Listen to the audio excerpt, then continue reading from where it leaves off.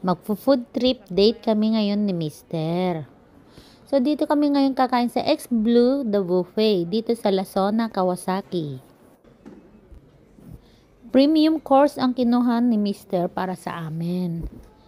Nasa 3,800 yen. So, pag yun ang kinuha mo, lahat pwede mong kainin. Merong ibibigay sa iyo na parang QR code or barcode para dun ka order para sa mga special menu nila na para sa mga premium course lang. Lagi nga palang maraming tao dito, mahaba lagi ang pila, kaya dapat maaga kayong pumunta dito. Siguro kahit mga 11 or 5 p.m. pag sa gabi naman kayo gustong kumain. At ito na nga, sinusubukan na ni Mister na umorder gamit ang barcode. At dahil gutom na nga kami, heto na nga, umpisahan ng kumuha ng mga pwedeng lamunin. Ayan, dami nila masarap, french fries at kung ano-ano pa. Marami silang mga food na masasarap. At marami rin silang mga dessert. At ang dami nga namin kinuha. Di halatang gutom na gutom si Mister. Yan, may spaghetti at kung ano pa mga salad.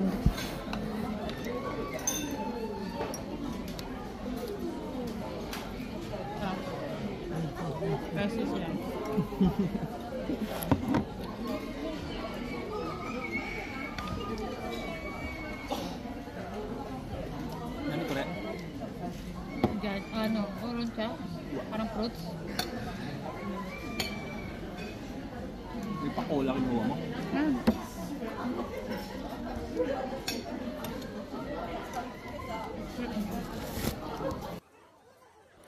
Sobrang nagustuhan ko nga pala yung mga salad dito. Sobrang sarap talaga niya. Bali, nakarami nga ako. Siguro nakadalawang bowl ako. Oh my God. Dami kong nakain. At ayan, tumunog na naman ang aming order. Parating na. At ito nga ang aming susubukan. Ang kanilang sushi. Masarap naman din siya. Pwede na. Freestyle pa na tayo. May kanin na, may ano pa.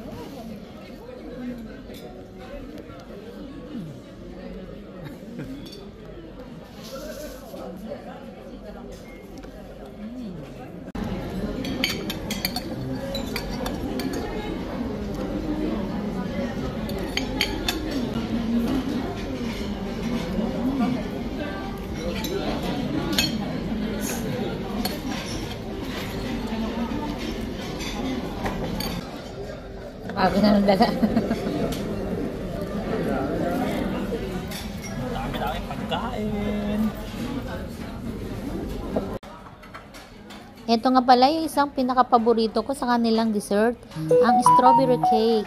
Ang sarap-sarap kasi nagme-melt siya in your mouth. Melt in your mouth. Busog na ako, pero itong asawa ko, hay naku, kumuha pa ng spaghetti at another sushi. Hindi ko na yata kayang ubusin ito. At kumuha rin siya nito parang siomai. At bago nga umuwi, kailangan daw niya matikman itong dessert. O ayan, happy ka na. Let's go! At bago nga kami magpaalam, sana mag-subscribe po kayo sa aming YouTube channel. Thank you!